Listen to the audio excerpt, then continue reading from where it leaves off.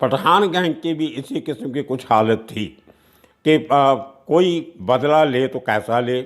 और दो बड़े तकड़े आदमी घूम रहे हैं।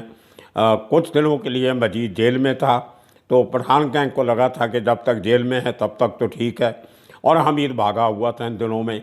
लेकिन जैसे ही मजीद जेल से छूट के आया तो पठान गैंग के लिए ख़तरा बढ़ गया।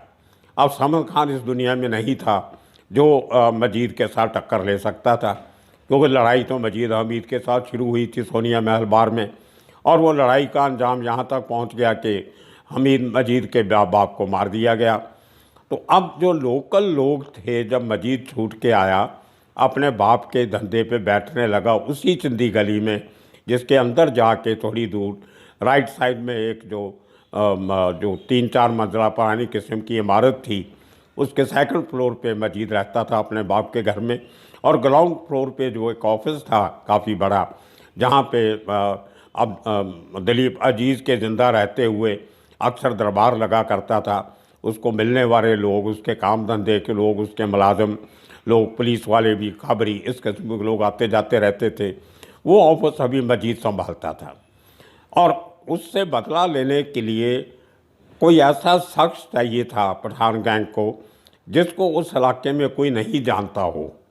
तो ये पहली बार मुंबई के अंडरवर्ल्ड में एक इस किस्म का शख्स ढूंढा गया पठान गैंग की तरफ से जो लोकल नहीं था। एक नया लड़का यूपी से उठ के आता है मुंबई में, छोटे मोटे काम करता है और उसके अंदर कुछ बड़ा बनने की लालसा है। तो वो आदमी को पिकअप किया पठान गैंग ने, उसको अपने खेमे में लिया, उसको बताया, समझाया, उसको हथियार देने की ट्रेनिंग दी गई। और उसको ये मालूम नहीं था कि मुंबई का अंडरवर्ल्ड कैसे चलता है, अंडरवर्ल्ड के लोग कितने ख़तरनाक होते हैं। जब आपको डर होता है किसी का, आपने किसी को देखा होता है, तो उससे लड़ना या उसके साथ मरना बहुत मुश्किल हो जाता है। और जब आपको पता ही नहीं कि आपके सामने वाला आदमी जिसको आप मारने जा रहे हो वो कौन है, तो मारने वाले का आधा डर जो होता है पहले ही ख़त्म हो चुका होता है, क्योंकि उसके दिमाग में कोई प्री कंसीव्ड परसेप्शन नहीं होती, कोई दिमाग में कोई एक ऐसा तस्वीर नहीं बनी होती जो उसको डरा सके या उसको उसके आगे कदम बढ़ाने से उसको रोक सके। तो वो शख्स था यूपी से आया हुआ 23-24 साल का, कोई ज़्यादा हट्टा कट्टा नहीं था, नॉर्मल किस्म का देखने वाला शख्स जिसके ऊपर कोई ज़्यादा शक नहीं करता था।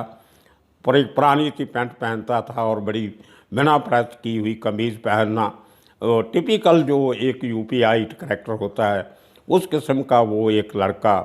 उसको ट्रेनिंग दे के उसको बार बार उस गली में अपने लड़के साथ में भेज के उसको वो एरिया दिखाया गया कि ये गली है, वो जो फलां ऑफिस है उसमें वो जो आदमी बैठा है वो मजीद है। उसको कई बार मजीद की शक्ल दिखाई गई ताकि किसी गलत आदमी को नहीं मार दे। और किसी को वहाँ कोई शक नहीं हुआ, क्योंकि जो पठान गैंग के, करीम लाला के गैंग के जो लोग थे उनको सब जानते थे उस एरिया में।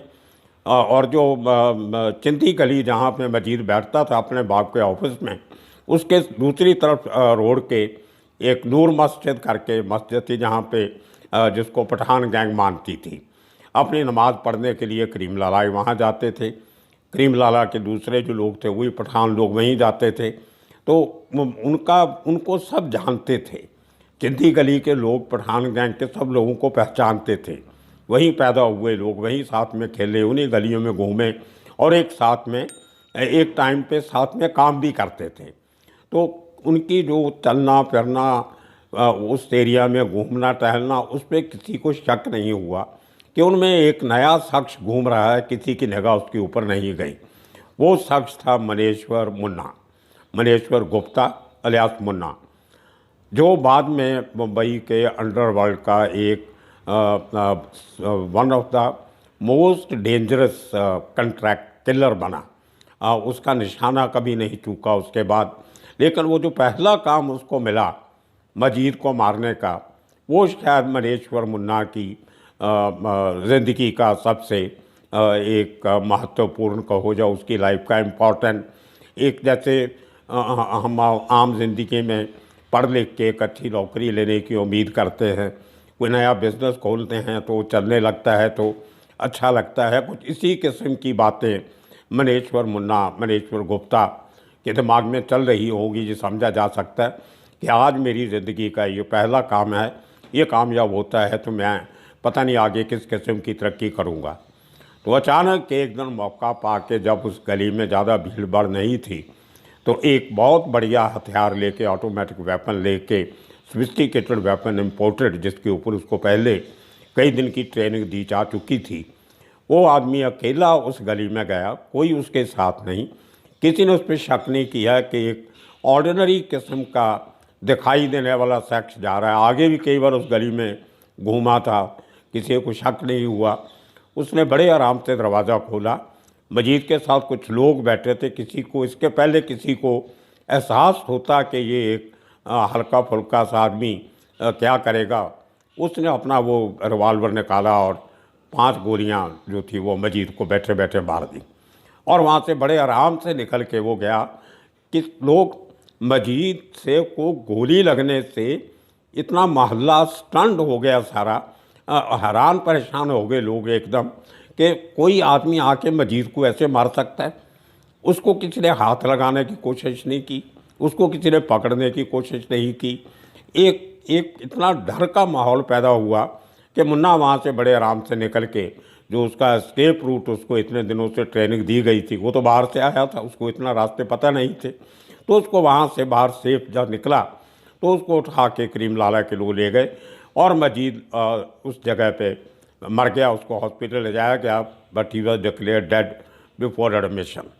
तो ये एक घर में, एक ही गली में, एक ही इलाके में 2 बड़े लोगों का मर्डर, और बड़े डेयरिंग तरीके से, एक की गर्दन काट के, एक को गोली मार के। तो ये दलीप अजीज़ की फैमिली के साथ जो हुआ, ये बम्बई के अंडरवर्ल्ड के इतिहास में शायद पहली बार ऐसा हुआ होगा जब आपस की दुश्मनियों में एक दूसरे के घरों के मेंबर्स को मारना शुरू हुआ।